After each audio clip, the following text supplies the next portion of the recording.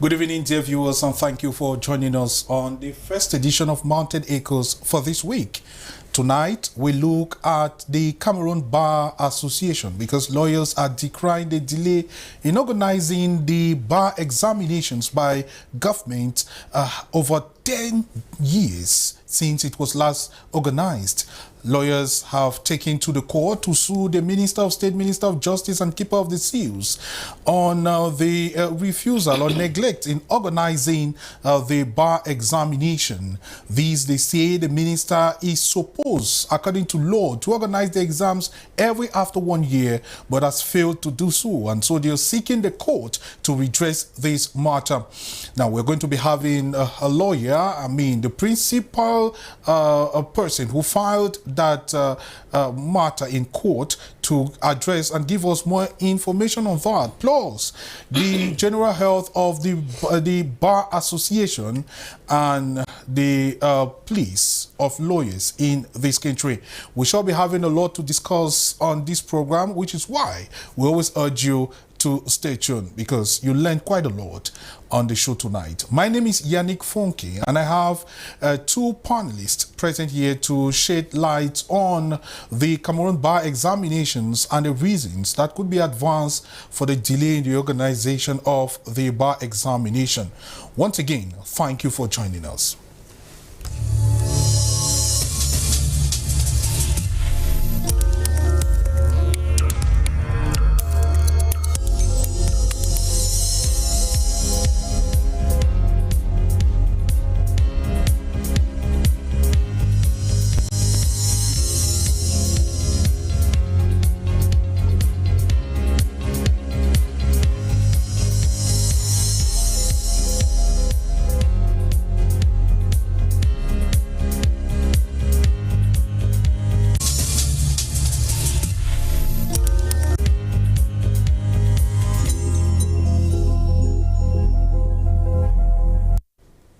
Now, once again, welcome on board.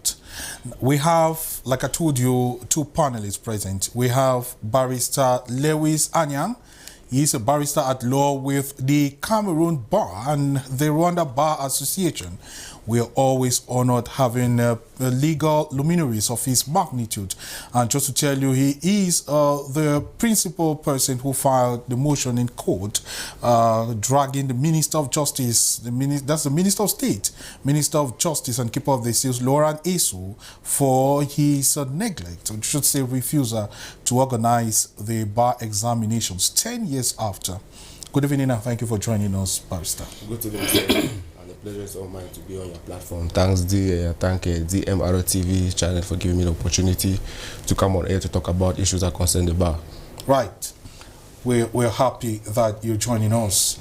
We also have in our studio this evening Jake Silvanos. He's a journalist and a fine mind when it comes to interpreting legal issues. Thank you very much for joining us, Mr. Silvanos.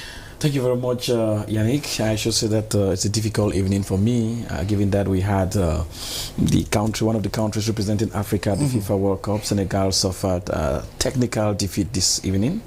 The blows given to Senegal after they put up a wonderful show actually almost shut down my evening.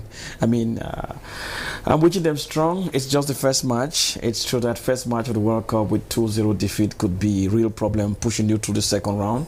But I'm hoping that Africans, we should keep our fingers crossed, because I dream, Yannick, that this World Cup this time around will visit the Black Continent. Of course. Just like Joseph, you have a dream.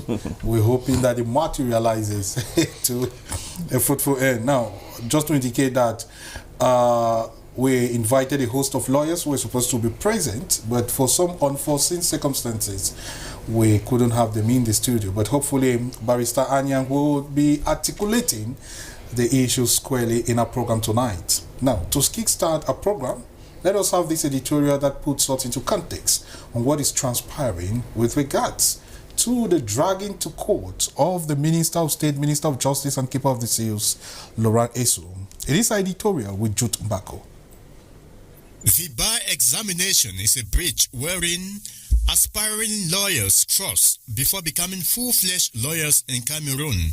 According to decree number 91/305 of the 4th of July 1991, organizing the aptitude test and pupillage at the bar, section number 2, states that a decree from the Minister of Justice shall lay down conditions, state the date and place, as well as publish the list of the candidates who met it at the bar exams. Though the law empowers the Minister of Justice to organize the examination once every year, it's been over 10 years the last exam was organized. Matter of fact, the last bar exam was organized in 2014. Despite the huge influx of aspiring lawyers from different law institutions in the country, no exam has been organized since then. It is against this backdrop that some lawyers are dragging the Minister of State, Minister of Justice and Keeper of the Seal, Laurent Esso, to court.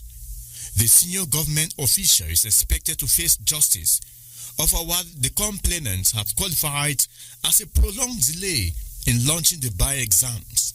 The applicant is praying the Fako High Court in Boya to issue an order of mandamus for the Minister of Justice to immediately, urgently and without delay organize the aptitude test into pupillage at the Cameroon Bar Association as regulated strictly by Section 1 and Section 2 of Decree number 91/305 of July 1991, organizing the aptitude test and the pupillage at the Cameroon Bar Association.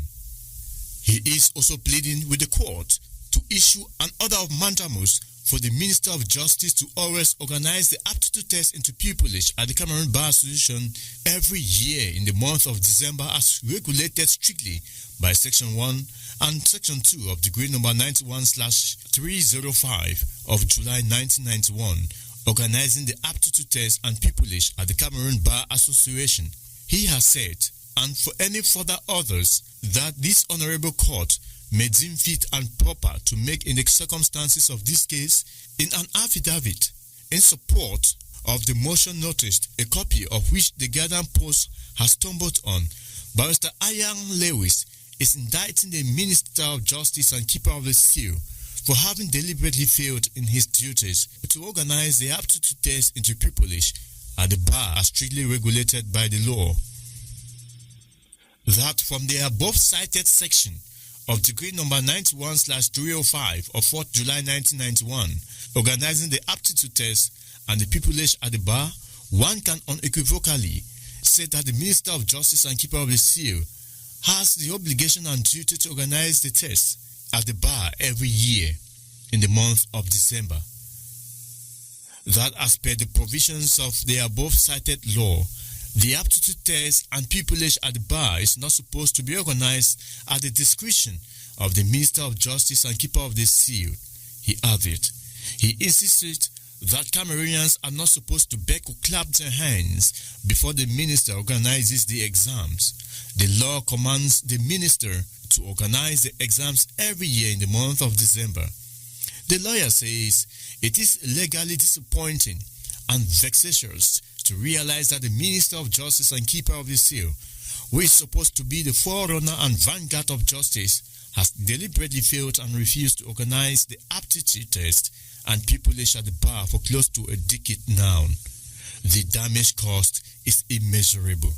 He stated further that every year the exams for magistrates, court registrars, police and gendarme officers and warders are organized by government, but the aptitude test into pupillage at the bar for lawyers have not been organized for almost a decade in Cameroon.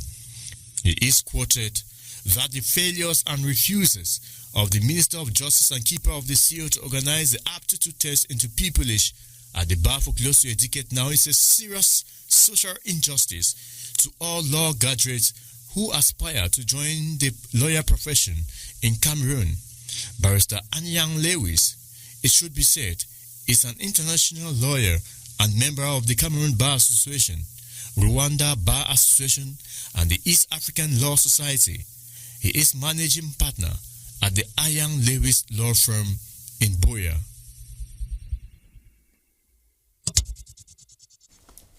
Thank you very much, Jude Mbako, for that editorial. And thank God that the very right owner, Barrister Anyang Lewis, is present here in the studio to put to us, to context, what is actually happening. And that's the first question I want to put to you.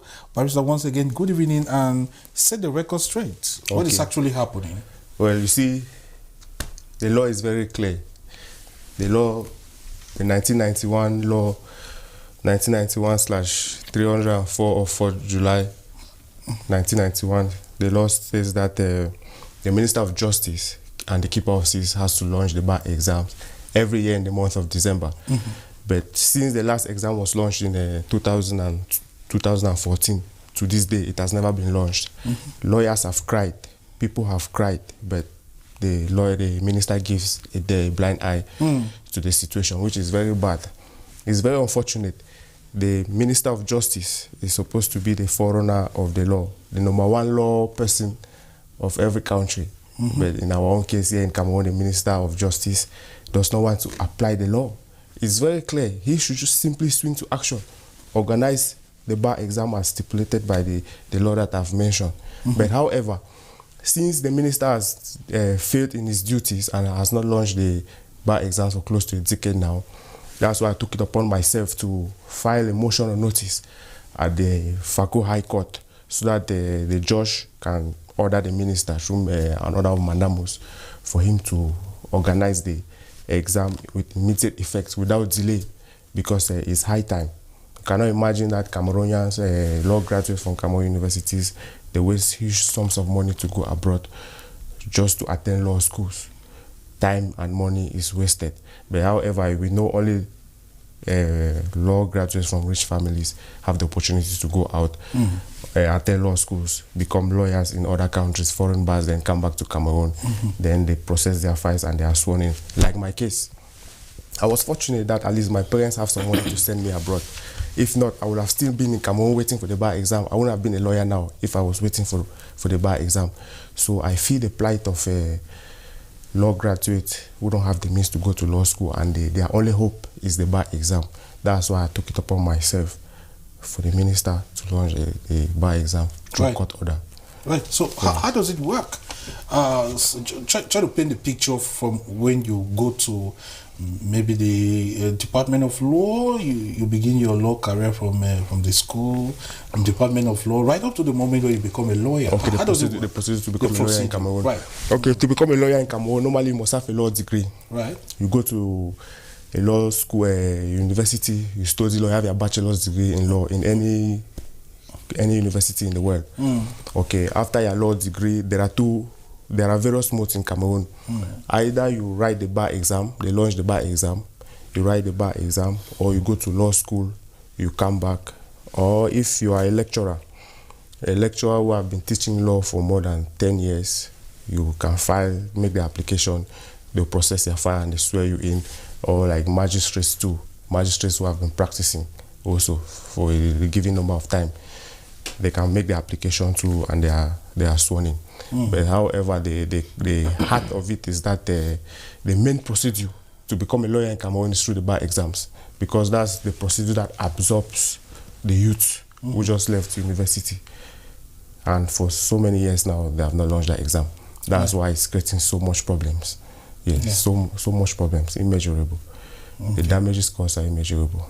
Well, so now the law states that the minister is supposed to organize that every year. Every year in the month of December. The last time it was organized in 2014. The law is very clear. Law number 91/305 of 4th July 1991 states that the Minister of Justice shall launch the bar exam every year in the month of December. Right. Yes, so far so good. That law has never been put into practice. Now, yes. Going through the archives, in the millennium, the minister organized the bar exam in 2003, 2007, and 2014. Yes. What could possibly be the reason why there is so much delay in the organization of this exam? Yeah, you see, if the Minister of Justice, they have organized the bar 2003, 2007, and 2014, it shows that maybe the government, they have their own special agenda, keeping aside the law, because they are not respecting the law. maybe they have their own internal custom that they'll be launching the bar, but after every 7 years, because you look at 2003, 2007, 2014, it's after every 7 years. But this time around, it has gone above 7 years. It has gone above 7 years. We don't know why they decide to violate the law so blatantly in the eyes of everybody. We don't really know why. But we think some school of thought, they say that the government, they don't want more lawyers in Cameroon. And from the look of things, when you look at the way the government... The law profession is already saturated? Yeah, according to them, they say the law profession is saturated. But the law profession is not saturated in Cameroon. In Cameroon now, we have slightly above 3,000 lawyers. Okay, Cameroon is getting to 25 million. 25 million persons. It was 26 million already. So if you want to equate it, at least each person needs a lawyer. Each person needs a lawyer, not to talk of companies, NGOs and all that. 3,000, slightly above 3,000 lawyers, you think it can be able to provide legal services to close to 26 million people? That's the question. We take the case of Nigeria. Nigeria, a population of over 200 million. They have slightly above 130,000 lawyers. The case of the United States of America, above 250 million. They have slightly above 1.3 million lawyers. So lawyers are never enough in any given society. Lawyers, and even the global number of lawyers, is not enough. So in Cameroon, we need more lawyers. We need at least 1 million lawyers in Cameroon. Why not? We need at least. And you know, more lawyers, more easy access to justice. Easy access to justice. That's it. And more opportunity for the less privileged. Right. So that's what I can say in relation to that question. Thank you very much, Barrister Anyang. We're going to be asking you more questions. But now, Jack, as a journalist, how do you interpret all of this? Well, Yannick, the first thing I would have loved to find out from the barrister is if he has the support of the bar to carry out this action. Because we're talking about the bar exams, and of course there is a whole body, and all there is a bar president, there's the president of General Assembly. If bar's actually giving him the okay to carry this action, I would have loved to get that. So, can you just answer that? I don't know if the bar has given you their okay to actually carry the steps into the field of justice. No. It's a categorical no. Okay. The bar's not giving me their blessing. All right. Like I said, you know, the bar also, as a young lawyer, the bar, they are not playing their role, because as a professional body, they are supposed to call the Minister of Justice to order.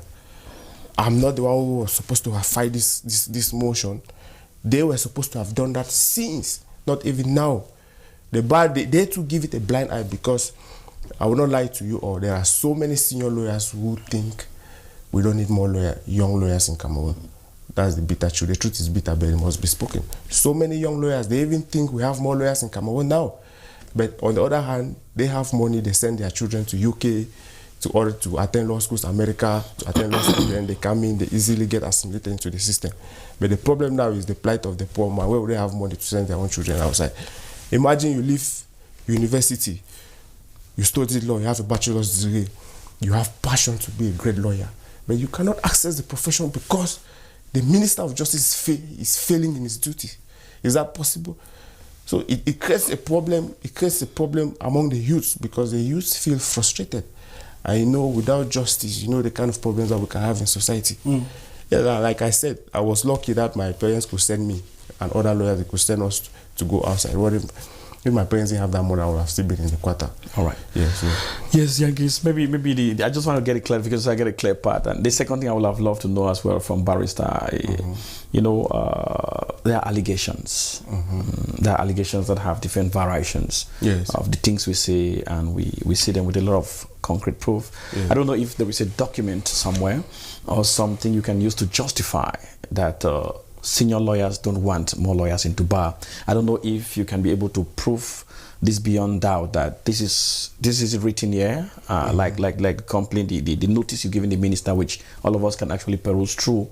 If we've come to a case where you can say this is it, and this has been written by the senior lawyer A or B that is blocking young lawyers, because these are just allegations. It's difficult for us to actually, you know, you're a fine mind, fine legal mind, and I know you understand that the court will not run on a ESA. Do we have that kind of document that can prove that? No. The senior lawyers don't want young lawyers to move into the court. I have to be very honest with you people. Yes. I cannot say there is a document that supports that. You see, but I think that I can just say from my own side, yes, some senior lawyers have said that to me. I've heard some senior lawyers saying that other lawyers too can support that if they bring them here. Just that unfortunately they are not here. You see, and from the look of things, you are a bar, the bar organization, the bar association is there. The law is there. It states that the Minister of Justice has to launch the bar exam every in the month of December. The bar association gives it a blind eye. They don't say anything. They don't protest. They don't write anything. We don't say, as a young lawyer, I've never seen any step taken by the bar to show that they want the Minister of Justice to respect that provision of the law. If they don't do that, indirectly, what does that imply? It means that they don't care. It means that they don't care. I took oath on the 21st of October. I've not even made a month as a lawyer, but I fight this action. But lawyers have been there for more than 10 years, 20 years. They have not done that. I'm the one who has done that. So try to, at least the correlation should answer your question somehow. All right. Yes. Yes, I share with you. And secondly, let's look at the exams, Yannick. This is an exam organized by the Minister Titular, that's the supervisory ministry in a way. Absolutely. And of course, but they do that in collaboration with the bar itself. It's not like the minister organized an independent exams and the bar stay aloof and not receive these people. So the fault here, you could not be pointing at the minister alone. You could not be pointing at the Minister of Justice alone. You could also look at the bar. So I believe that things like this should start from within. It was supposed to start from within your own organization, which is the bar. And I'm very sure you're a member of the bar, or you're still to be a member of the bar. I don't know. Of the bar, yes. Why don't you launch this complaint internally from within the bar? That let us look at this before the bar now move as a body to actually confront government authorities. Because it could still be that the bar is not ready as well. So why do you think it's the minister that's at fault here? And we're talking about 14 long years, not even 14 days. Why do you think it's the minister at fault, whereas this is an exam that the minister or the ministry organizes in collaboration with the Cameroon bar? You know, I have to hit the nail on the head. You see, the law gives the sole responsibility to launch the exam on the minister. It's the minister's role, sole duty. It has nothing to do with the president of the bar or the bar. It's upon the minister himself. He's the one to decide exclusively to launch the bar exam. No matter what all lawyers say, the bar president says, the bar council, the general assembly, nothing happens. It's for the minister as per the law. You see, it's very important. It's only the minister who can take that step by a decree and say, okay, this year I hereby I hereby organize the bar one exam. It's after the minister launches the exam that the commission to execute the exam brings in now the president of the bar, brings in now some lawyers and some magistrates to form the constitution, the commission. The commission. Okay. Yes. Which means that it's the minister to actually take the first step. Yes. But I'm sure that the minister will also do that after consultations. The minister will talk with the bar authorities or authorities within the bar. If he so wishes. Yes, if he so wishes. But I think it's a professional call. It's just like if the government wants to recruit journalists, and of course there's no way you recruit journalists in Cameroon without consulting journalists to be part of that panel to select the best journalists you want. So I believe that the two will actually have to work together. The government always have to organize competitive entrance examinations. Yes. Historically, they don't. He doesn't do consultations. So, your interpretation, what could be the motivation behind these delays? I think that we can look at it from three angles, Yankee. The first one, I want to believe that should be because maybe the government wants the best time to get this done, because the government understands the need of Cameroonians. The government understands that Cameroonians need maybe one Cameroonian, two lawyers. The government has been on this line, Yannick. And you understand that even the bar itself has passed through a very turbulent times. You know, from when the Batoneta Bissong left, we've had them, the demise of the other barrister in Chakunte, and then now we move now to get Barrister Bar. We've passed through these very difficult moments of the bar, which to me, and remember that we've also had a strike action in Cameroon, which somehow lawyers were fully implicated. I mean, some sources even indicate that the strike action that took place in Cameroon that has caused a lot of pain to started with lawyers. So this tells that for some time now, lawyers in Cameroon, we've also passed through some difficult times. So I think that the timing has not favored the government organizing these exams. Maybe that could be one of the reasons why the government is still moving towards that direction. The second reason I want to look at is maybe, who knows, maybe the resources, Yannick. The resources that the government will want to put in place to organize an exam where you'll be taking in hundreds and thousands of lawyers that Cameroonians need for these exams to run in the fair process that every lawyer that deserves a place will be given. Maybe government is also looking at that. The third thing could also be coming from within the bar, because I believe that if the bar come up with this pressure as the bar, that we want our exams to be organized, that will be done. So I think that the bar should take the first step and approach the government that this is what we want. I don't think that if a bar executive meets the Minister of Justice and Keeper of the Seals and say, Mr. Minister, I think that it's time we put things on the ground, organize exam to get young people, lawyers into the court. I don't think the minister is going to rule out. So I don't believe that it's entirely the minister's problem. I don't believe that there is an issue of bias. I don't believe that the government does not want lawyers to come in. I think that I don't believe in that. I think that these are some of the problems that we have to tackle. Right. Now, Bajana, the school of thought say you're trying to seek attention and make a name for yourself. This is something that other senior lawyers would have put up to whip some kind of pressure on government, but many have stayed seated, and you're just coming, assuming the responsibilities on the bar. I mean, in terms of being sworn in, and your first major step is suing the minister amid consequences that could come into place. Some say you're just trying to seek attention. What about that? Yeah, that's another issue too. But I think it would be good for me to reply based on what he just said, that maybe the Ministry of Justice they have not launched the exam because of timing. He cited 3 issues: timing, resources, then the issue within the bar.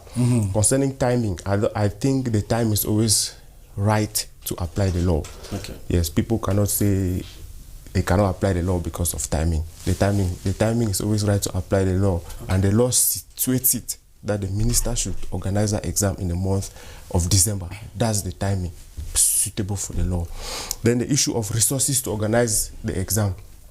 The same law that gives the minister the exclusive right to organize the bar exam stipulates that every year the cost to organize, manage the bar exam should be included in the budget of the Ministry of Justice. So automatically, we don't have any financial problem to launch that, to organize that exam. Money is not the issue. Even if money is the issue, if they say, okay, we are launching the bar exam now, aspiring lawyers should maybe pay like 50, even 100,000 francs, people will pay. That's no problem. So resources cannot be a problem. Right. Then the issue within the bar, they need to put pressure. It's true. That one is very important. The bar has faith in that duty. I support that fact. They have to put much pressure. They have never put any pressure. We have never seen them putting pressure. Okay, now coming back now to your question, the issue of that maybe I'm just seeking for popularity. Seeking attention. Attention and everything. That's true. So many senior lawyers have called me personally and they have insulted me. I have to be honest, I speak the truth. They have insulted me. They say I'm looking for cheap popularity. Well, you see, the way I can answer that, I can just say, if Jesus Christ was crucified for doing the right thing, who am I? You see, the law is there. They should challenge the law. They should come and say, no, the law I'm citing is the wrong law. At least they should say that. I'm doing the right thing. I'm citing the right law. My issue, the rule of law should be applied. Right. So whatever they say, there will always be detractors and negative people. But what is important is that I'm doing the right thing and I'm fighting for aspiring lawyers. Right. No matter the outcome of this case, at least it will go into the record that there was a lawyer who did this. And when they look at the archives, they will see my name.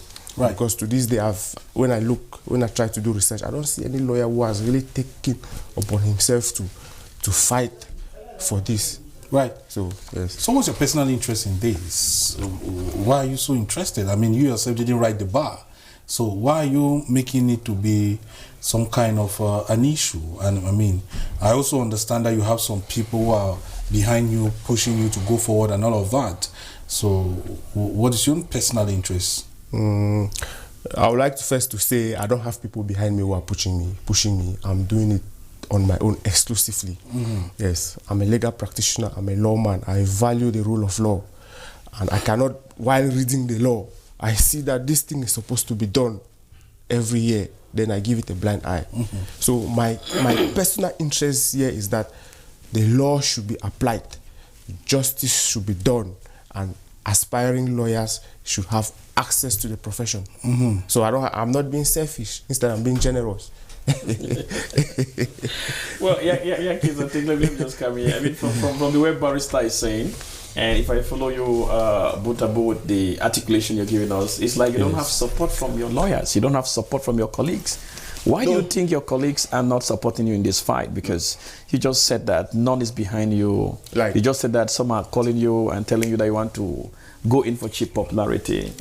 Why is it that your colleagues don't support you in this mission? Why are they dragging feet towards it? No, at this level, I must acknowledge all the senior lawyers who have called me and congratulated me, appreciated me, and complimented me generally. So many senior lawyers in various groups, WhatsApp groups, online, social media platforms, they have congratulated me, appraised me, said, wow, young man, you are a courageous young man, keep up that spirit. They have even tried, they have advised me on how to handle my proceedings in court, which is great. It's not like no lawyer supported me, but the fact that when I started, nobody knew about it. No lawyer, I didn't talk about it with any lawyer. It's after I fight the motion, that's when now the action now, people started reacting left and right. There are some lawyers, majority of lawyers are supporting me, I must say that. Majority of lawyers are supporting me. But so many lawyers too are saying I'm looking for cheap popularity. All right. Yes, thank you so much. It actually means that barrister, you're actually contradicting yourself, because you've said two things, meaning two different things. I mean, your opener, you actually said that lawyers who call you, they rather telling you that no, it's wrong. Some even said they don't want people to come into the bar because they don't want more lawyers to come. You also said, when you asked question here, that do you have support? Who are those who are pushing you behind? You said nobody's pushing you behind. You said you're actually all alone. And now again, you're telling us again that no, you have many people who are writing in WhatsApp groups and congratulating you. It's hard for us to believe actually what part of the story that you're actually looking at. But all the same, Barrister, I think that apart from the fact that you're fighting for the fact that young lawyers move in, how do you evaluate it? Do you think it's a fight that you can win? Well, he'll come back to answer that question, but I want you to really touch on this issue, Jack. In your opinion, how would you evaluate the general legal system in the country?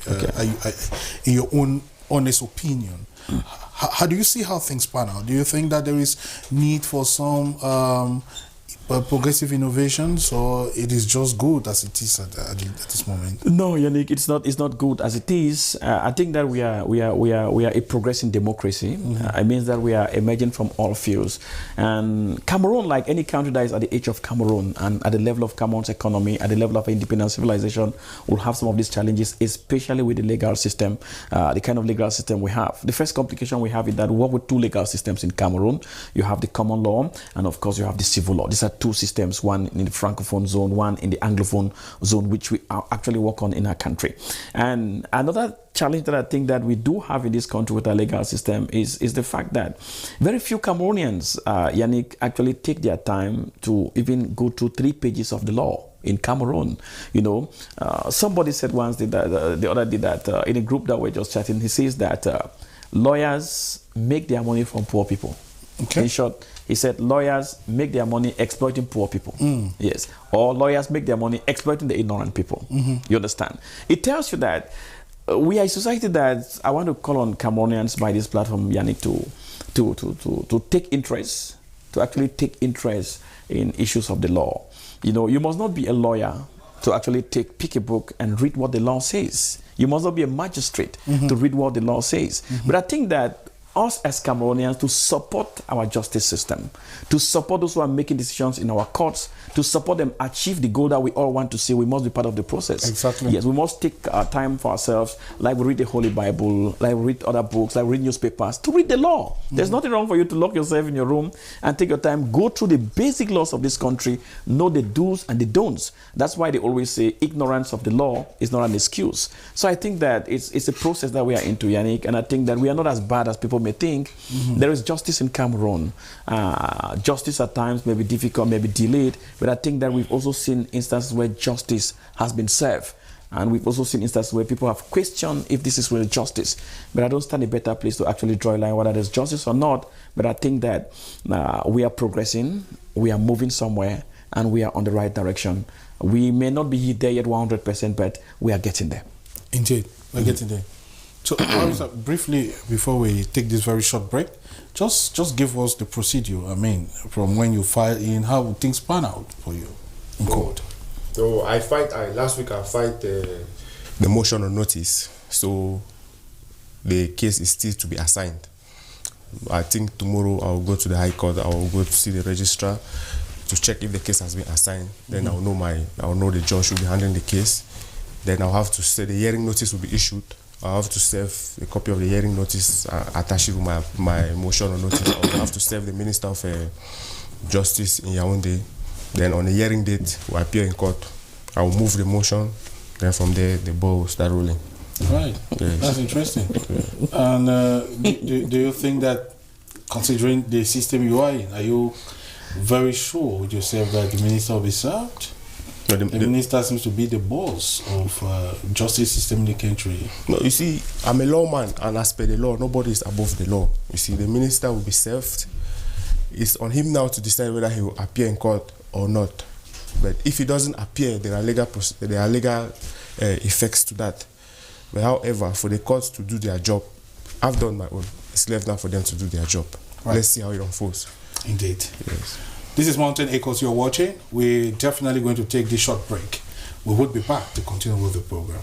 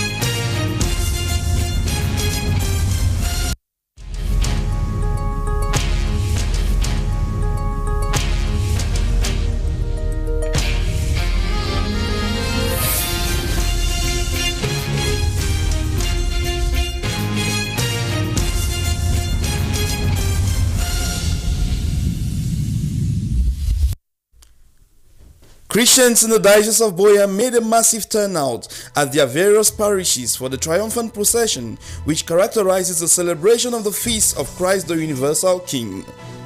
In the Presbyterian Church in Cameroon, Christians witnessed the inauguration of the foundation stone of the new synod office structured to run the church's administrative affairs.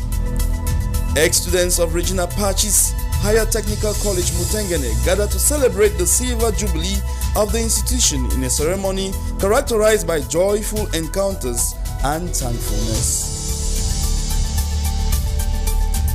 Good evening and welcome to Divine Mercy Prime. I am Father Michael Njumo for presentation. These are our top stories and the news will be yours in a bit.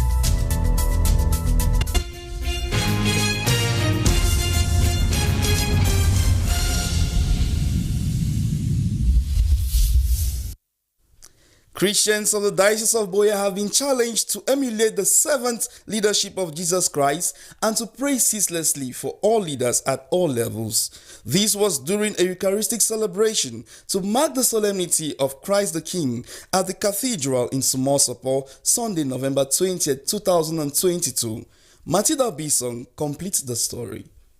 It was at the 2022 celebration of the Solemnity of Christ the King that the Bishop of Boya, His Lordship Michael Bibi, reminded Christians of their duty to pray for leaders in government, in the church, and the society at large.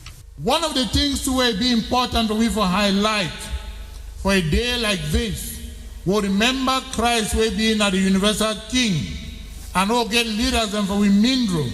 Either leaders and for family, for society, for church, for government, it being as say we get a duty and a responsibility for prayer for the leaders. The celebration in the Bamenda Ecclesiastical Province is usually characterized with procession of the body and blood of Christ by a priest or a bishop. But why is such procession meaningful in the life of a Catholic Christian? The Christ the King procession, by moving around with the Eucharist in the streets of our town, we are saying, Lord, come and reign in our land. Bring your peace, bring your kingdom, which is a kingdom of justice, a kingdom of integrity, a kingdom of truth. That is the message we have today for our Christians. 5 parishes plus Our Lady of Sorrow Mission Station, which doubles as a Eucharistic center, all converged on the Independence Square for final benediction, with the bishop leading in prayer and singing. Now we get the opportunity for get the final benediction, for ask Jesus for bless each and every one for we. As this one been at the last week, we'll get time for this liturgical year for church. Jesus in the Eucharist, you are wonderful. Some Christians affirm the role of Jesus Christ in their lives and the significance they attach to the celebration. It's a day that the Catholic Church commemorates Jesus Christ as the King of the universal world. And given the fact that I'm a Catholic Christian, I have the obligation to also join the entire Catholic community in my area to celebrate this day and to proclaim Jesus Christ as the King of Kings and the Lord of Lords. A perpetual reminder of the place of Christ in the universe. He's the King above every other king. He takes the first place in my life and in the life of the church. It should be noted that the celebration of the Solemnity of Christ the King marks an end of the church's liturgical year. Mavlen Kumen Higher Institute of Health Sciences, TICO, witnessed the matriculation ceremony of over 492 freshmen on the Feast of Christ the King, which happens to be the feast day of the institution. The ceremony was also punctuated with the awards to outstanding students and a host of other interesting details, which Father Alphonse Ekema now puts together in the following report. Maflekumen Higher Institute of Health Sciences, found in Tico, waves its blue and white flag this day with its outstanding population of over 492 freshman students who get absorbed into the system of this long-standing institution through a matriculation ceremony traditionally organized on the Feast of Christ the King. I'm so happy that today, November 20th, which happened to equally be the Feast of Christ the King, and our institution being dedicated to Christ the King, we decided to mark this matriculation ceremony. Actually, they say it is in eating the pudding that you know the taste. And students coming to Maflekumen are just coming to discover the pudding that is here. We being ranked as the third best institution in the country following the 2022 classification is not a mistake. And if you see the turnout of students who have decided to come and taste this pudding, it's just a mark of our success. The solemn entry of those clad in red aligns with the beautiful smiles resonating on their faces, and this speaks volumes to many who witnessed the ceremony. For the institution not only provides knowledge for its students, but also equips them with the necessary skills to survive. I think it's high time we forgot about all these accumulation of information. We start giving hand skill on people, and I think that's exactly what Dr. Ewang is doing right here in this Tico subdivision. And I think many other institutions across this nation should look at Maflekumen as a role model and a pathfinder when it comes to professionalization. The outcome, the ambience, the spectacle is extraordinary. The ceremony also witnesses the presence of a humanitarian organization who provides some assistance and awards to the institution and its students. We are here to give some humanitarian assistance and awards to Maflekumen University for their outstanding humanitarian contribution during the cholera outbreak in Fako Division and other parts of the region. Quite much seems to have been recorded from the event that some students express in the joy of the day. I feel so happy because it started with prayer and it's ending with prayer. And my took back home message is that God is asking us to be humble in our field of specialization, especially in nursing care of health. we are being called upon to be humble and be professional in our field. The matriculation is so nice. It went so well. It's so amazing. So we thank God for today. It was very grateful. What I'm taking back home was like the rewards they gave students, the GP, like it was very grateful. So I learned that I'm supposed to also study very hard to also have a reward like the other students. Day ends with an award of excellence to outstanding students who represent the institution brilliantly in their output. For what noting is the fact that Maflekumen Higher Institute of Health Sciences in Tico continually strives to keep the mark that it attained following this year's ranking as the third best institution in the country. In view of the official launching of the Divine Mercy Radio and Television in the Diocese of Boya come December 15, 2022 at the Divine Mercy Co-Cathedral, the team has recently embarked on a special live broadcast session to create awareness on their activities as a media organ. The first special live broadcast session took place this Saturday, November 19, 2022, in front of the Boya Moliko Omi Sports Stadium. More in the following report as we follow. The Divine Mercy Radio and Television Services in the Diocese of Boya is unveiling itself to the world, and Boya, the city of legendary hospitality. And this is how Divine Mercy Radio and Television took the city of Boya by storm with this mouth-watering outdoor broadcast Saturday, November 19, 2022. Bienvenue à cette édition spéciale de Divine Mercy Radio Television où nous diffusions cette édition spéciale à l'explanade du stade Omnisport de Boya. In prelude to the launching of the TV and radio scheduled for Thursday, December 15th, the media outfit was on hand at the esplanade of the Moliko Stadium, exhuming the historical evolution of Boya and the socio-economic dynamics of the city of legendary hospitality. Well, a lot runs through my mind when I see my 17 because that area was not habitable back then. It was maybe a small village behind, but everywhere was like just a forest, just what we call bush. The special live broadcast was punctuated with a blend of beautiful musical displays from minute sensation, rally, ebony, retrospect of the Indomitable Lions' participation at different World Cup competition by ex-journalist Jomo Kevin, and a touch of some comic relief from senior pastor, the comedian. 90 years around the week, the men are one by the age of 90 years, song like I surrender. 100 years, this world is not my own. What to be this? And I know they want to be our own. From Boya, the mobile caravan heads to Tico this Wednesday for a similar display. Limbe and Moyoka will also have a taste of the broadcasting of Divine Mercy Radio and Television.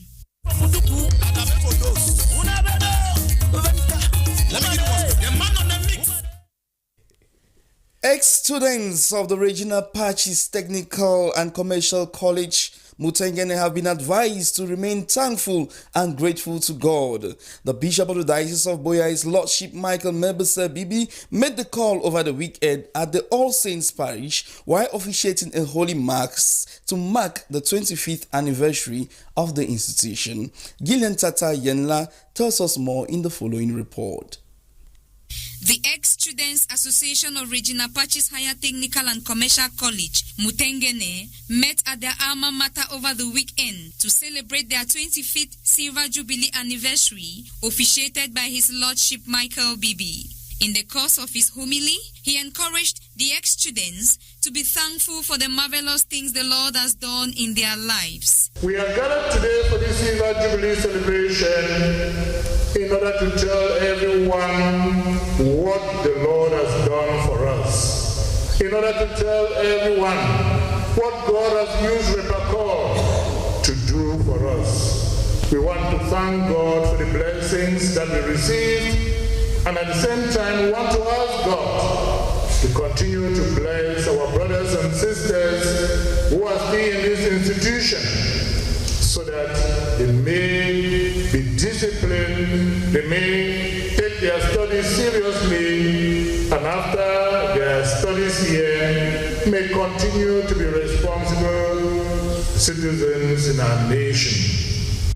Some ex-students were filled with so much euphoria as they celebrate a great success for the past 25 years of existence.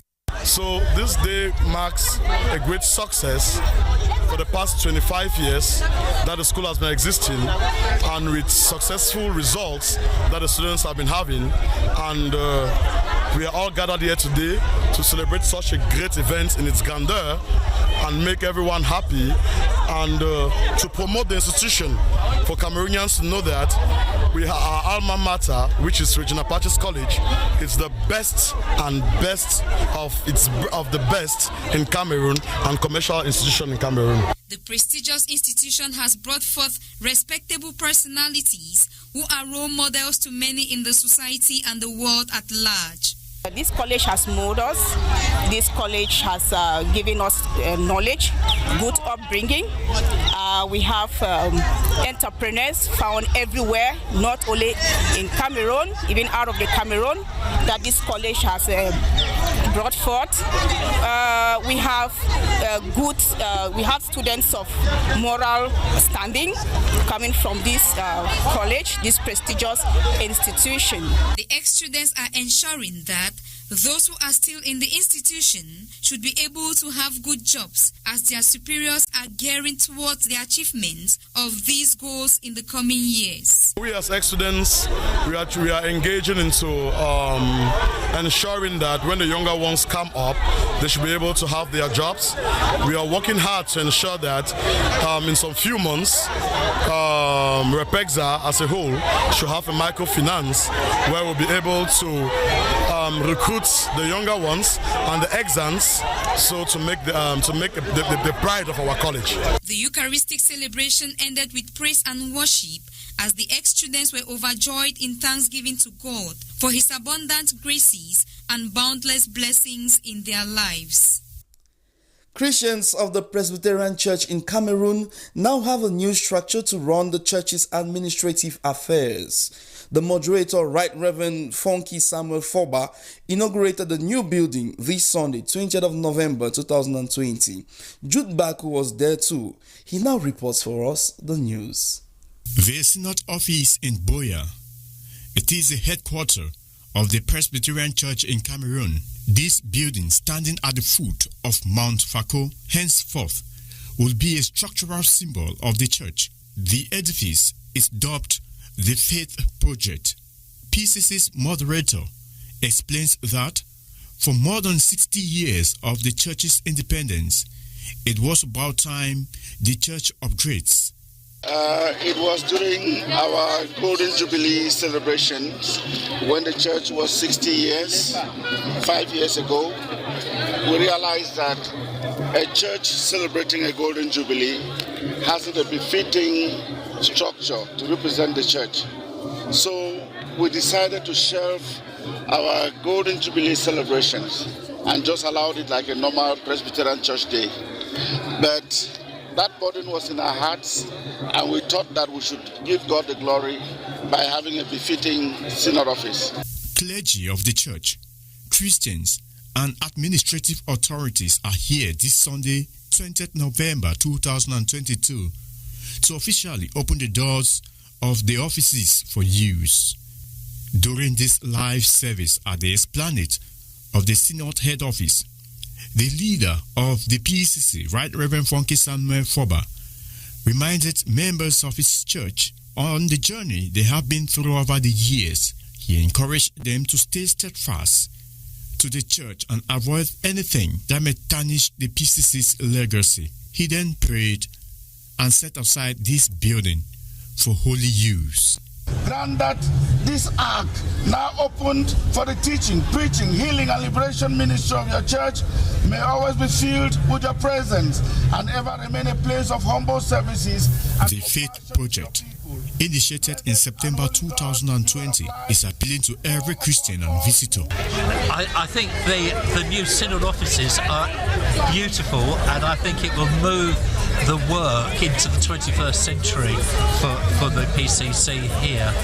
But it will contain everything that they need for the future. 65 years after independence is maturity, meaning that we also need a befitting structure to suit our church, the Presbyterian Church in Cameroon. This structure has 46 offices and 25 toilets plus secretariats. It is one amongst many other giant projects realized in the church by its 6th moderator.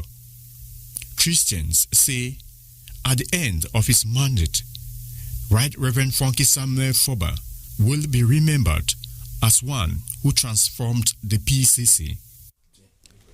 This report brings us to the end of our newscast, and we leave you in the company of many other interesting programs on Divine Mercy Radio Television. Stay tuned to Divine Mercy Radio Television.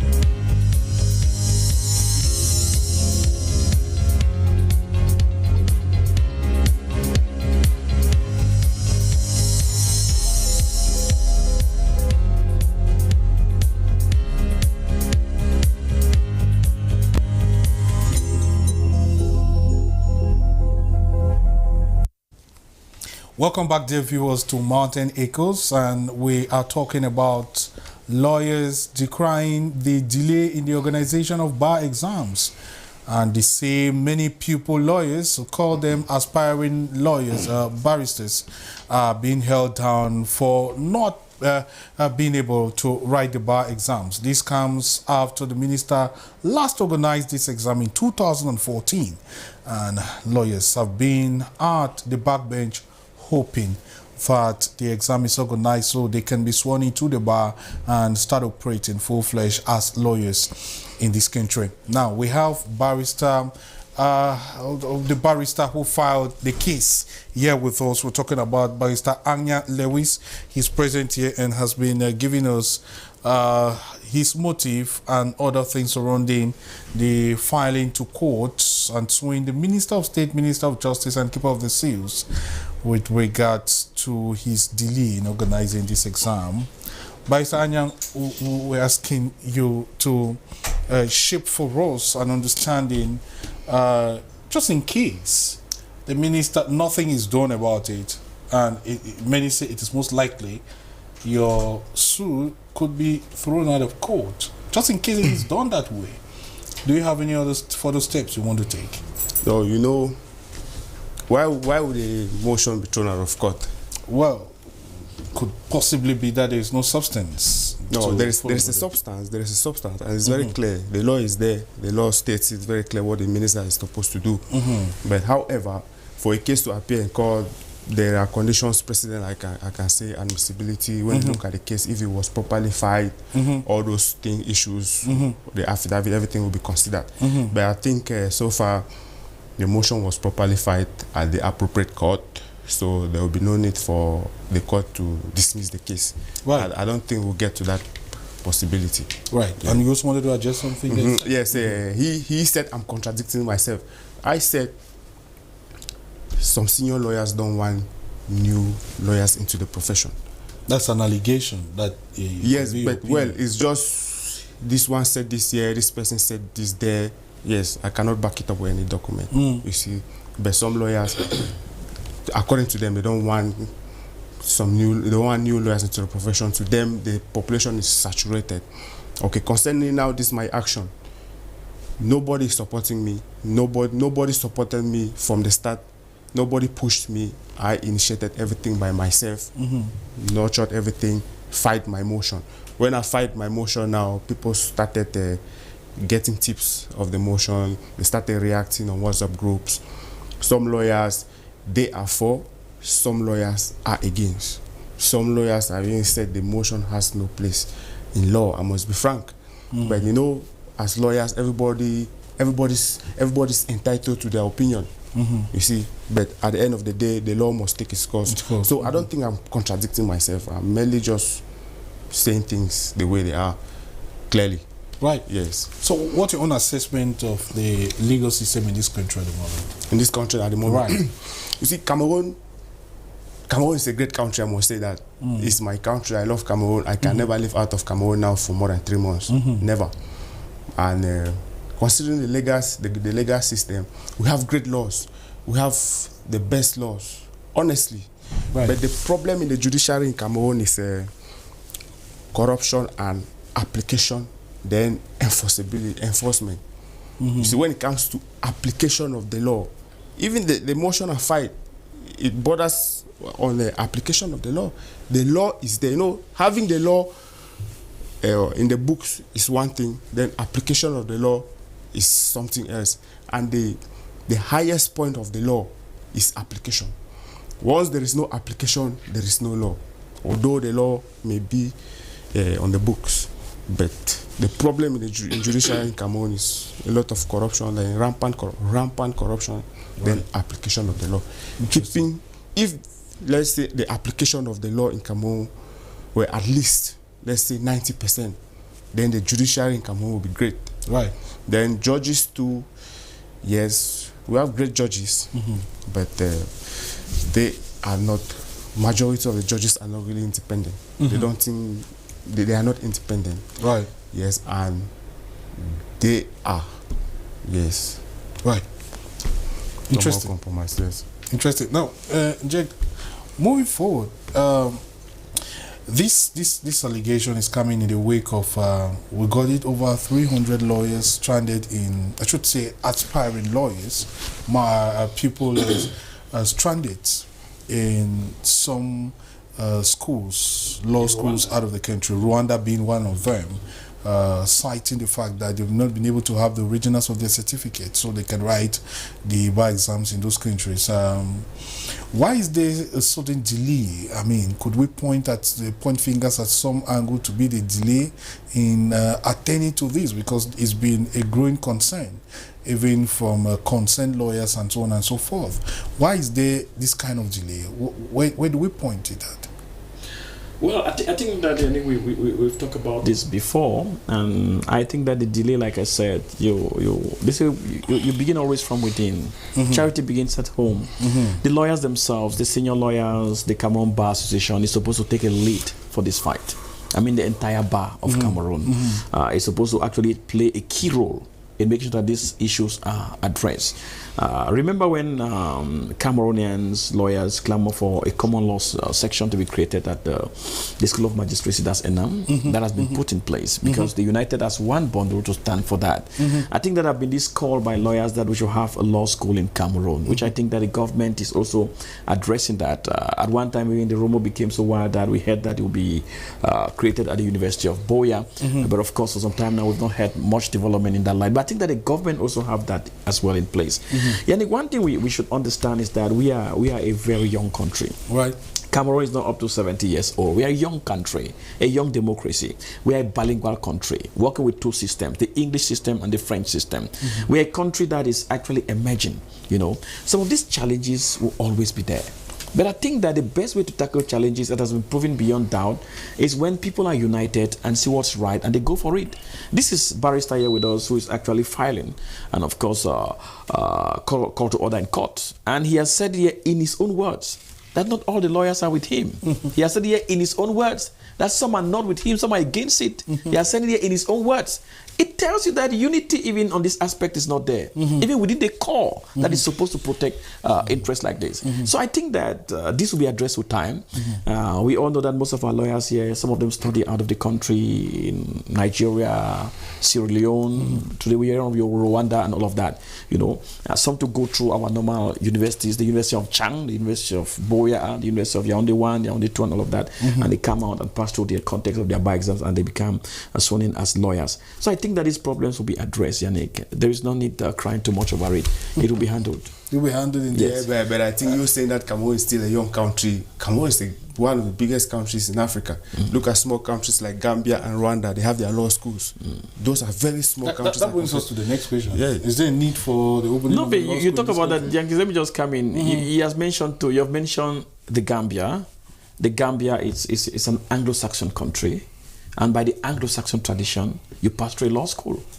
We are a bilingual country. Cameroon is French and English, and I must even emphasize here that a majority of Cameroon is French.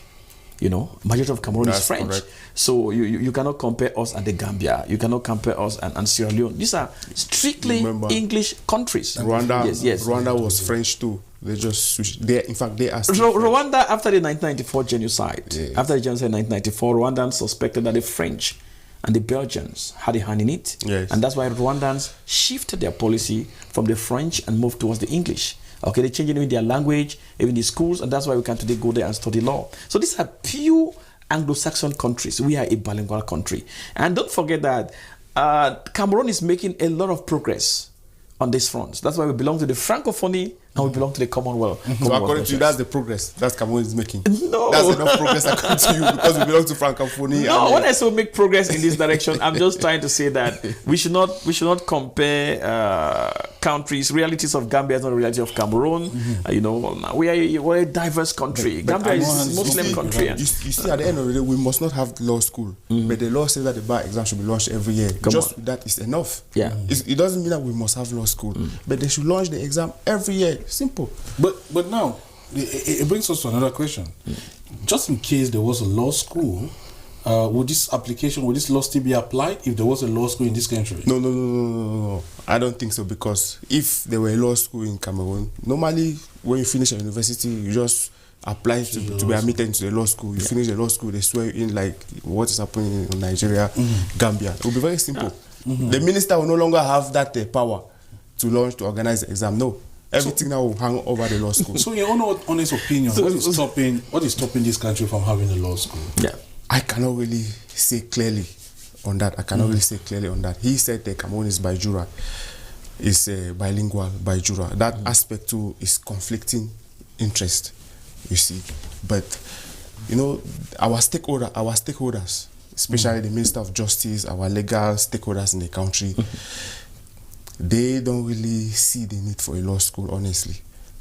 But law school, when you look at civilized nations, all civilized nations have law school. United States of America, UK, Canada, Australia, in Africa, Nigeria, Rwanda, all those kinds. So we also in Cameroon, we need a law school. You must train people in order to make them professionals.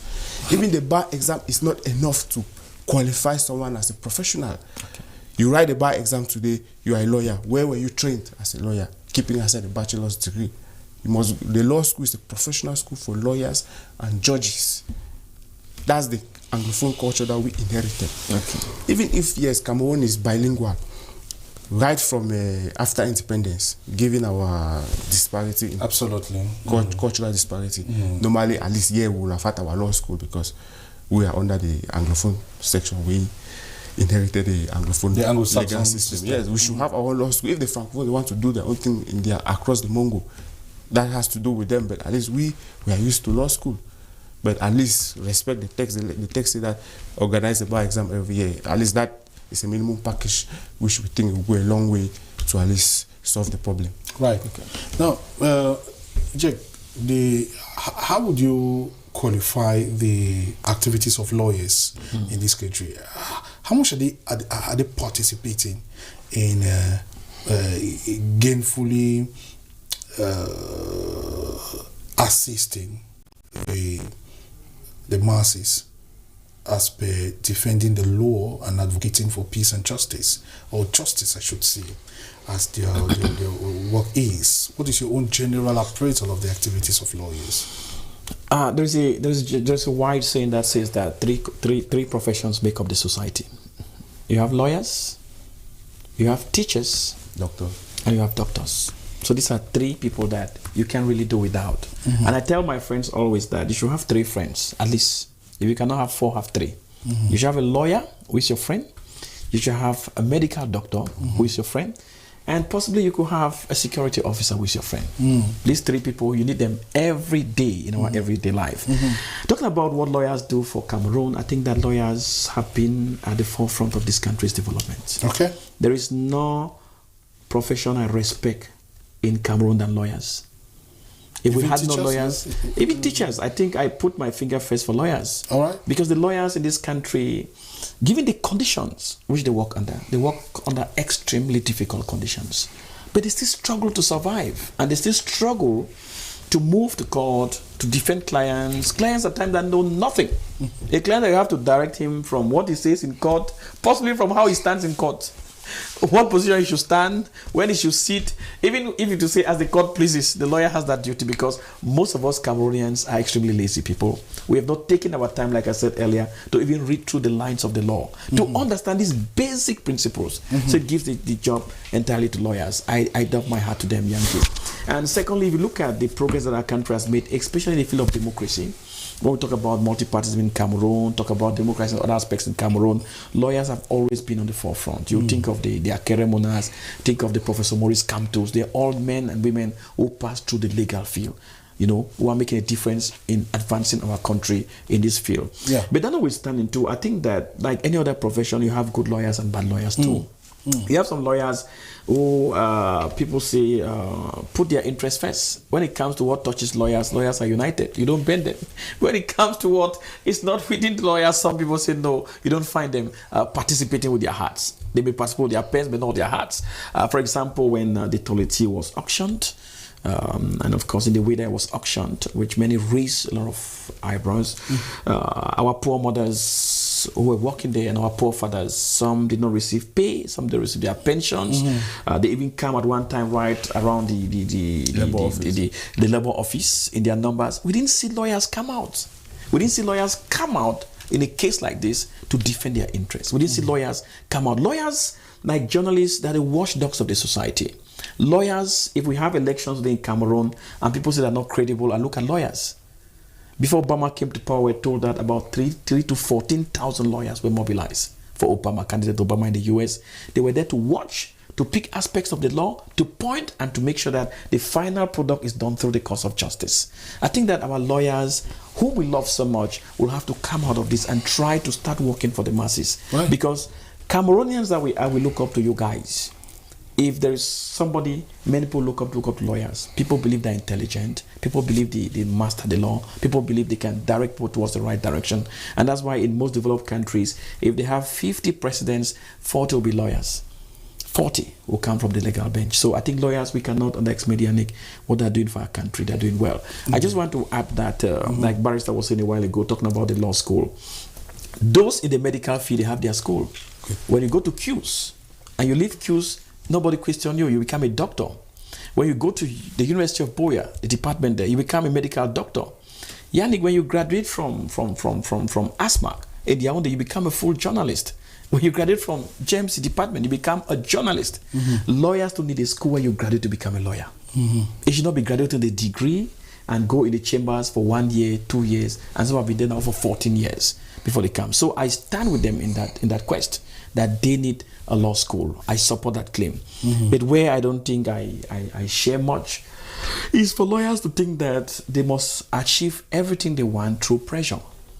For them to think that they must always pressure to get what they want. At times that you apply other things, like the case in hand, you cannot drag your minister to court when you are not able to settle that within the bar. I mean, within the bar where you come from, you're a member of the bar. If it was the bar taking the minister to court, believe me, it would have been more serious.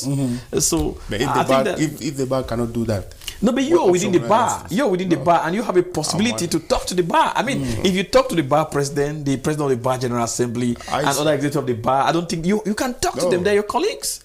Are you saying that they don't listen to you at all? Talking to them, and like I said, you must hit the nail on the head. You understand? Why should I be talking at the level of the bar when you can raise the hammer and miss the nail and break the wood? You hold the nail before you hit. Okay, but you can miss the nail and hit your hand. You know, this thing of holding the nail is very risky. You can raise your hammer, you hold the nail, and you miss the nail, you hit your hand. No, the bar cannot play that role. He's a minister. The minister should know shit. I don't think, because what you are saying directly is like, I'm using pressure, or the bar should use pressure. No, I just want the law to be applied. It's very simple. Is it a problem to ask for the law to be applied and implemented? Right. Now, the next question that comes to mind is looking at the activities of lawyers. There is a dire need for justice, truth, justice, reconciliation in this country at this time. Looking at the situation, do you think that lawyers really play their role as the watchdog of the society and also the advocates for the poor masses? Do you think that lawyers also have to review their steps in order to gain public confidence and public sentiment over their activities? Oh, you see, first I must commend the efforts of all lawyers. Lawyers so far in Cambodia have been doing a great job despite the shortcomings and the climate in which we operate in, because the climate in which we operate in is very cumbersome. You know, the government, they have the way they see lawyers. But however, lawyers in Cambodia, they do a very great job, and without lawyers, so many things will go wrong. Yes. Let me just cite the case of this crisis. You know, as a result of this crisis, so many people were illegally arrested, detained. So many lawyers came out in their numbers. They filed application for habeas corpus, and as a result of that, so many people were released. Yes. Lawyers don't sleep at night because they try to make sure that there is justice. There's justice in the society. People do their transactions, they need lawyers. Whatever people do, they need lawyers. In criminal cases, it's just that in Cameroon, it's not a condition precedent for lawyers to be present before criminal cases are being heard in court. Like in America, if a lawyer is not present in court, a criminal case will not go on. But it's the opposite here in Cameroon. However, we are looking forward to that. We'll get to that. It's a gradual process. Yes. Then talking of the case of Toleti, those women in Toleti as a result of the auction, he made mention of that. You rest assured that so many lawyers came out, they defended those women. In fact, they defended the employees, and like if you look at it now, I don't think so many of those women are still complaining, even though it's delayed. You know, lawyers don't have the final say in a legal action. Correct. It's the authorities that be, the judge and whatsoever at the various levels. Lawyers can only present their case, they submit their facts, and then they wait for the final result. But so far so good. Lawyers are doing a lot in Cameroon to make sure that there's justice in society. Then on the issue of whether lawyers should review their way to gain activities to gain public sentiment. It's true, like he said, there are some good lawyers and bad lawyers. Even there are some pastors who are more criminals than those outside. Like what we watched the other day on TV, I watched the other day on social media, what the pastor was doing to a man's wife. You cannot imagine. You cannot imagine. There are good lawyers outside there are bad lawyers. I think there are so many good lawyers outside. Majority of lawyers are good lawyers. Yeah, so people just have to trust lawyers. It's just that in Cameroon, people are avoiding lawyers because they don't want to pay the legal fees. But at the end of everything, when their case has been destroyed, that's when they think, hey, I need a lawyer. You go and meet a lawyer when your case has already been damaged. How the lawyer put it together. So you see that it becomes very difficult. So it's advisable. People too should be very vigilant. You cannot have a bad lawyer and you keep working with a bad lawyer. You have to be vigilant too. Know the characteristics of a good lawyer, and like he rightly said, people should be read the law also. Your lawyer should not only tell you that the law says this. you too should go and research to make sure that no, you are on track. So, but I think lawyers, in order to gain public support, they need to do a lot of pro bono too, like free legal advice, especially to less privileged persons. You know, we live in Africa in general, and Cameroon in particular, where poverty margin is high. It's very high, and there are so many less privileged persons. I call them, the legal way I can use is indigents. They cannot access a lawyer. They cannot afford to pay a lawyer. So, even though we lawyers, we need money, but at least it's good for us to create time to see how we can help the less privileged, see how we can help one mama somewhere who is suffering, not to talk of those who are in the prisons.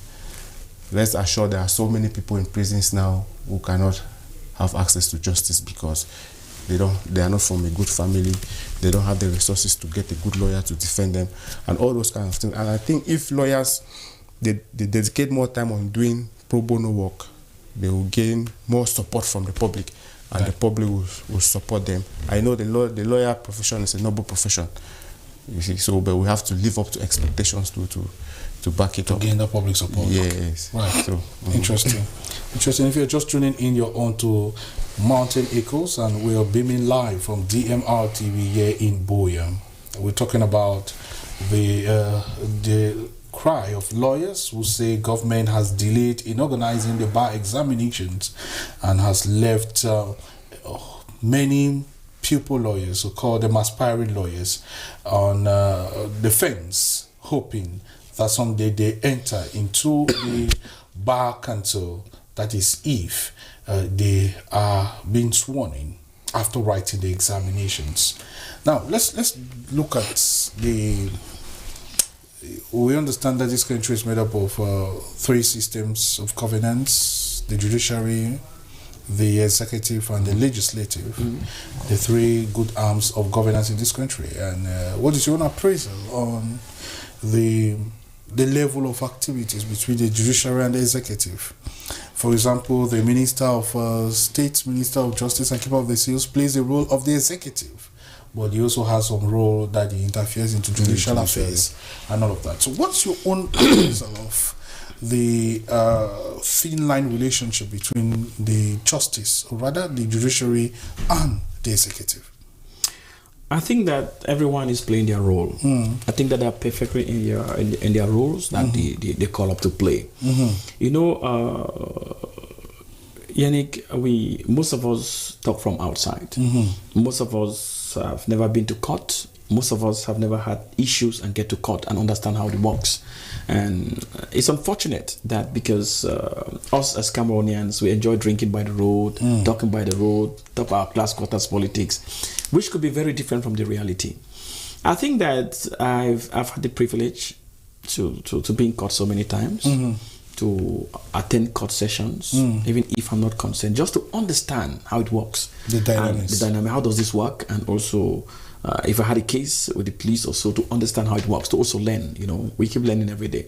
You begin to understand that all these 3 arms are playing their role perfectly well. Right? Yes, there is no interference. Really? We've had cases where people say A cannot be detained because he's close to A, or B cannot be detained because it's close to B. I mean, Yannick, without exaggeration, we are the only country in the world where you have, in our prison, Kondigi, you have from former prime ministers, a former prime minister, you have a former secretary general at the presidency of the republic, former minister of territorial administration, you have director generals, you have directors of treasury. These are people with a very huge influence. People can influence a lot. If people like this can be caged and put into prison, know that it means the justice system is different from the administrative. Right. You know that there's no interference. Because if you serve this country at the level of the Secretary General at the presidency of the Republic, that's the summit of the state. Right. It means that your network, the network you carry, the people you know, the people you even appoint or you propose for appointment, those who propose to become generals in the army, those who propose to become super commissioners, those who even propose to get into a NAM to become judges, and you're detained, it tells you that it's a level of justice in our country that we must respect. And like I said earlier, we might not be there where everyone wants us to be, but I think that we are gradually, the progress is being made. So I think that there is, I can't see there is a degree of interference, but I want to say that there is justice in Cameroon. I have not yet placed my hand on where I can say a case was against Jack and Yannick, and somebody intervened and Yannick was freed, or Jack was freed. I've not yet had cases like that. Have you heard of the COVID gate scandal that included the Secretary General of the Presidency? The COVID gate scandal, Yannick, which I hear people talk about. This is a lawyer. I'm happy that he's next to us. In court, I tell Cameroonians always, they don't work on a hearsay. The day you go to court and they ask you that, Yannick, did Jack collect the phone? And they say, a hearsay, you go to prison. You deal with facts and figures. If you think that the SJ has collected COVID gate, you just need facts and figures to prove that. It's not gossip in the quarter or talk in the bar or talk in the beer parlor that will convict people. You don't convict people in bars. So I think that there is corruption in the country. Nobody disputes that. All of us know that there is corruption in the country. I was reading a document the other day that says that they bought gloves. I mean gloves. You know gloves, right? These basic gloves that we use. They bought gloves. The first set of the gloves were bought for $15 million. First set. It was bought from a Korean company. You know, I like digging a lot, Yannick. So the money was transferred through Bayak. Bayak sent the first sum, it was $15 million. They asked Bayak to send the second again, $15 million. The third they sent was $15 million. They asked for the next, Bayak said, I'm not sending. $45 million for gloves. And it's like after investigation, they realized that the company even was a shareholding company. Well, we are not getting to that. So it tells you that there is still corruption in our country. But we have to join our hands together and fight against this corruption. Because it is us. It is us to fight it. They could not report details at all. But this does not mean that there's no justice. This does not also mean that there is interference of the executive into issues that are concerning the judiciary. I don't think so. Oh, but it is very clear. Interesting. It's very clear that there is interference of the judiciary, of the executive in the affairs of the judiciary. Can you give some examples that are glaring that we could count? The starting point is that the President of the Republic is the chairman of the Higher Judicial Council. So you see, he presides over the proceedings of the Higher Judicial Council. He appoints. Yes, he can appoint some high-level judicial officials, but they should be independent. Then that council, he's not the one who is supposed to preside over that council. He's supposed to be presided over by at least the president of the Supreme Court or other top judicial official. Is that what the Constitution says? No. The law gives him the right to preside it over. But if you want to look at the key principles, if you want to look at the key principles of separation of power, as posited by Montesquieu, the executive is not supposed to have that grip over the judiciary. It's not supposed to be the case. That's just what I'm trying to say. Okay. Yes. But this is a debate for another day. We are control the Constitution. Does the Constitution give the Supremo, the head of state, the power to chair this judicial council? Does it give him? No, the law empowers him. But the fact that the law says that, okay, you can do this, does not mean that it's right. Principle-wise. The law is the law. Giving global trends. The law is the law. You lawyers tell us always that. You say the law is cold. In French, I like that word froid. That the law is cold. It means that the law is not warm, it's cold. It's cold because you apply the law. If it's A, you apply A. Yeah. If the law and the constitution of the country says that whoever is president of this country presides over the judicial council, how do you contradict that? No, how do you say because he presides, it has become the fact that we now intervene into judicial matters? I think that's not worth it. Well, according to your opinion, yes, that's not legal worth standards. That's not how it's supposed to be. Right. So this is Mountain Echoes you're watching. Let us take some messages right at this moment, and of course, Legal Mind here will answer some of them. This one says, "Good evening, Yannick, and to your team. Interesting program, but I don't see that to be much of a reason. How can you file a motion that concerns an entire bar and you don't have the kind of support that would push the motion? That means even your own colleague lawyers can stand against you in court. Don't you see that there is a hidden hand behind this?" That's what Bamjo Ofon is writing from Tico. Asking you a question. It's very clear. I don't need the support of my colleague lawyers. Yes, they are not the ones to organize the bar. You see, it's the Minister of Justice who is supposed to organize the bar. I don't need my colleagues to support me. I don't need the bar to support me in order to file a motion. It's irrelevant. Whether they support me or not, I don't care. It's irrelevant. What I'm doing is my personal initiative. I don't need them to encourage me. I don't need anything from them. I just want the law to be respected. Simple. Right. Interesting one. The one says, good evening, DMRTV. Interesting program. But then I see that the lawyer, all right, interesting discussion here. We'll come back to that message. This other one says that, hi, Yannick. What is it there to discuss? Why do we need more lawyers in this country when lawyers cannot defend our interests? There are a lot of issues that lawyers have to do, but they are only interested in money. I like the honesty of the man in red. He is blunt with his words. Lawyers need to prove to the public that they are defending their interests and not their own personal interest. My name is Lydia Afanwe, writing from Boyertown. Right, that's another interesting piece. Let's take this last one before we continue. This one says that, DMRTV, good evening. What is the purpose of going to court when you can talk with your bar? The bar has the power to push the ministry to do what it has to do. Are you not just wasting money filing motions in court? Can you not use that and solve the poor masses? I think that this is just attention seeking. Please devote your attention elsewhere.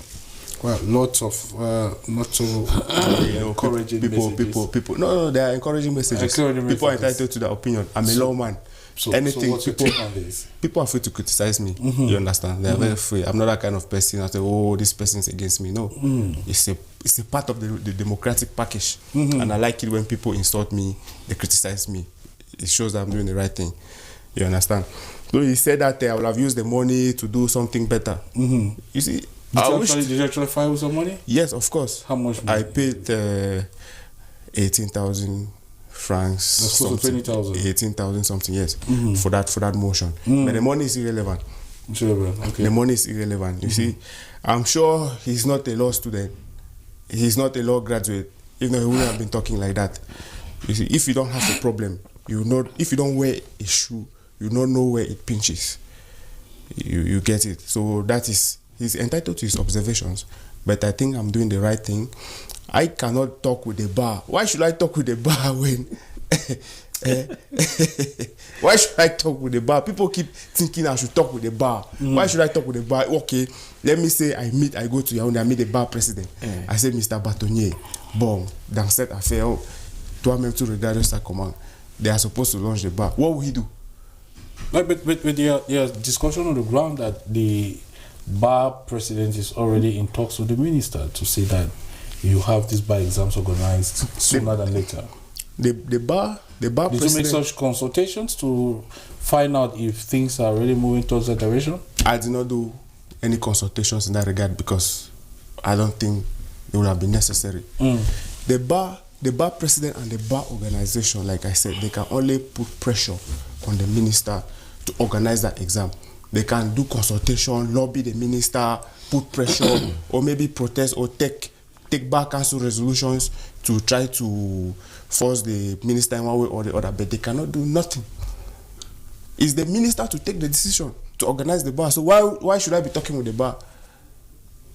At least they could have said, maybe I could have written a letter to the minister or whatsoever, but well, I'm a lawyer, I have so many options at my disposal, and I proceed the way I think is best and necessary. You see. Yeah, then the issue of the fact that people are saying, well, I'm just looking for attention. Well, they're entitled to their opinion, and I respect them for their opinion. I cannot say, oh, people should not talk like that against me. They are free. Right. Yes, they are very interesting. Okay. So we're going to be taking leave of the studio in a moment. Sunjay, what are your final thoughts? Well, my final thoughts as regard the lead barrister's decision to actually sue for what he termed gross exaggeration in not being able to organize bar exams in Cameroon, and also for what he says he wants to go solo with or without the support of the bar.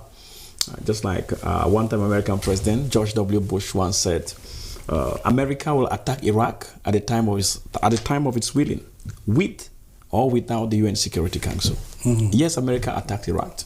at the time of this wedding, with and without the UN Security Council. But the consequence of that attack is what we're suffering today. We just seen terrorism take another unprecedented move.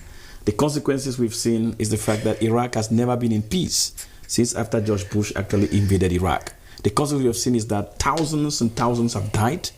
The society is shredded, divided, and the country is in chaos.